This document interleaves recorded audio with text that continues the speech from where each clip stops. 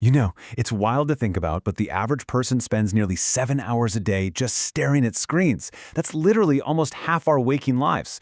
So, welcome to this explainer. Today, we're going to unpack a really critical event that's actually trying to make those hours healthier for all of us, and that's the World Summit on Digital Wellbeing.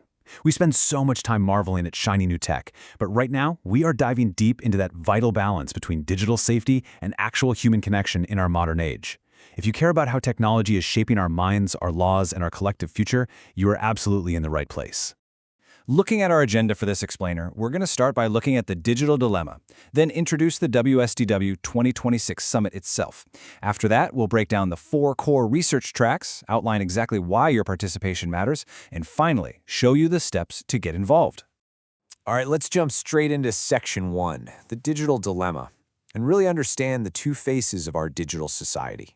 So we hear constantly about this dual reality of modern digital life, right? On one side, we've got the incredible promise. We're talking artificial intelligence, seamless global connectivity, data-driven services that are just opening up opportunities that were frankly unthinkable even 10 years ago.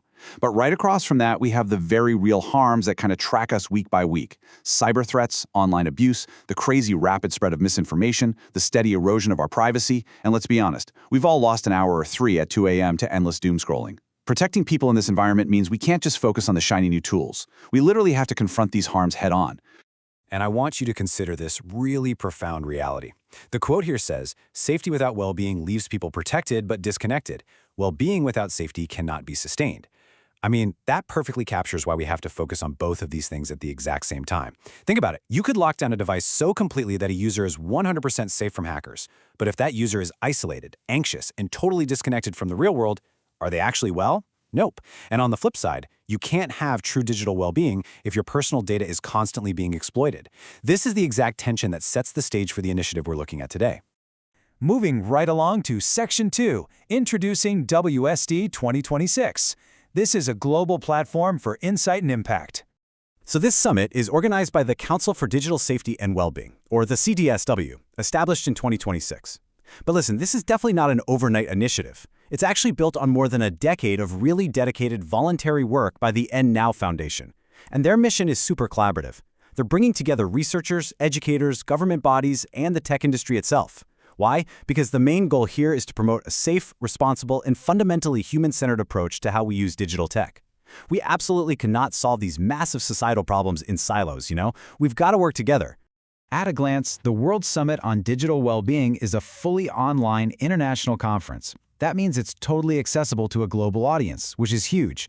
The theme is Digital Wellbeing, from Insight to Impact, which tells us they're focused on actual actionable solutions, not just academic theory.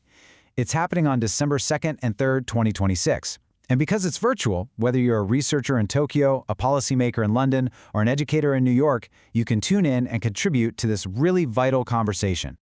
Let's shift gears to Section 3, 4 key conference tracks. This is where policy meets human flourishing. So the conference itself is broken down into 4 incredibly diverse yet totally interconnected core tracks.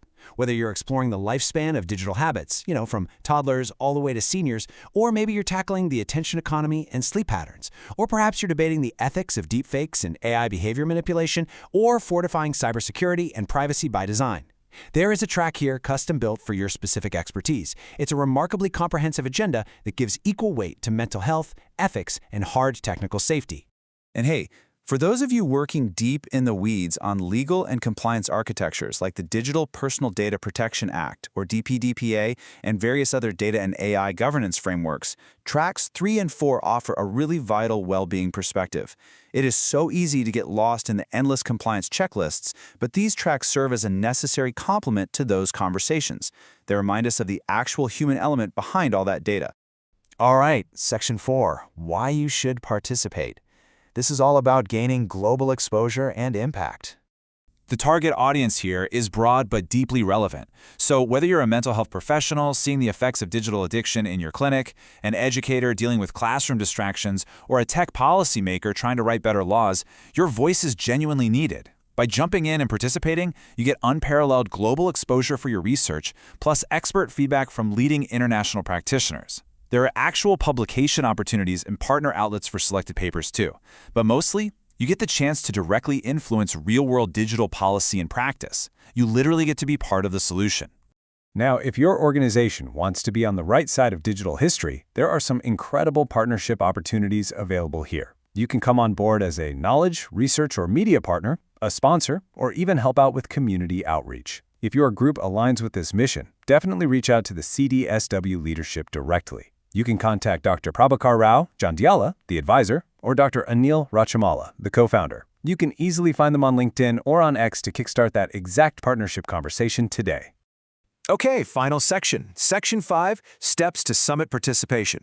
Let's look at your journey to WSDW 2026. Getting involved happens in 5 super straightforward stages. Step 1, you just submit a concise 400-word abstract that aligns with one of those 4 tracks we just talked about. Step 2, your abstract gets reviewed and you get your acceptance notification. Step 3, you submit your full paper via the conference portal before the deadline. Step 4, you upload a short 5-minute video and your 15-minute presentation slides. And finally, Step 5, the big one, you present your work live to a global audience on December 2nd or 3rd, 2026. I really highly encourage our community of researchers, students, and professionals to take action on this right now. You can visit the conference portal at cdswindia.org/WSDW2026 to check out the current submission timelines. Propose a paper, suggest a partnership, or frankly, just register to attend and lend your voice to the mix. And if you have any general questions at all, you can shoot them an email directly at wsdw2026@cdswindia.org. To wrap up this explainer, I want to leave you with a pretty pivotal thought.